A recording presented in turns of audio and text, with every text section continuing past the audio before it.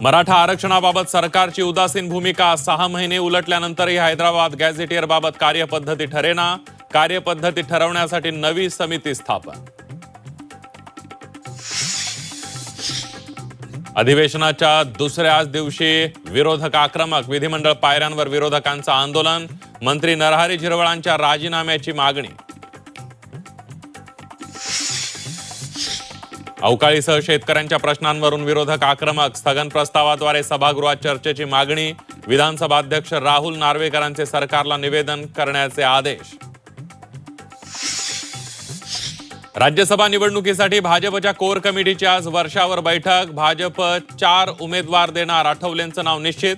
विनोद तावडे, विजया रहाटकर, धैर्यशील पाटील यांच्या नावाची चर्चा. शिवसेनेकडून राज्यसभेसाठी राहुल शेवाळेंचं नाव निश्चित झाल्याची सूत्रांची माहिती. शायना एनसी, संजय निरुपम यांचंही नाव चर्चेत.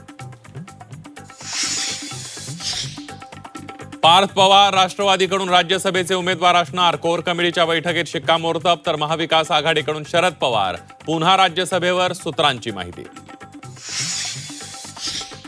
शरद पवारांच्या तब्येतीत सुधारणा. पवारांना आयसीयू मधून बाहेर काढलं. उद्या रुग्णालयातून डिस्चार्ज मिळणार.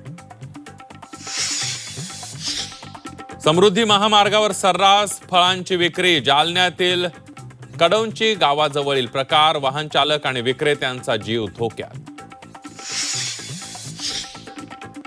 आता समुद्री मार्गाने कोकणात जाता येणार. मुंबई ते कोकण जेट्टीने प्रवास होणार. 1 मार्च पासून जेट्टीची सेवा सुरू. देशभरात दूध भेसळीच्या प्रकरणामध्ये वाढ. देशभरात 38% दुधाचे नमुने भेसळयुक्त. दूध भेसळीच्या प्रकरणामध्ये 16% वाढ.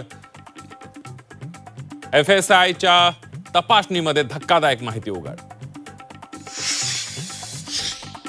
पैठणमध्ये गोदावरी पात्रामध्ये सोनं शोधण्यासाठी नागरिकांची गर्दी. गोदावरीचं पाणी ओसरल्यामुळे नदीपात्र कोरडं. चाळणी घेऊन राखेतल्या मौल्यवान वस्तूंचा शोध.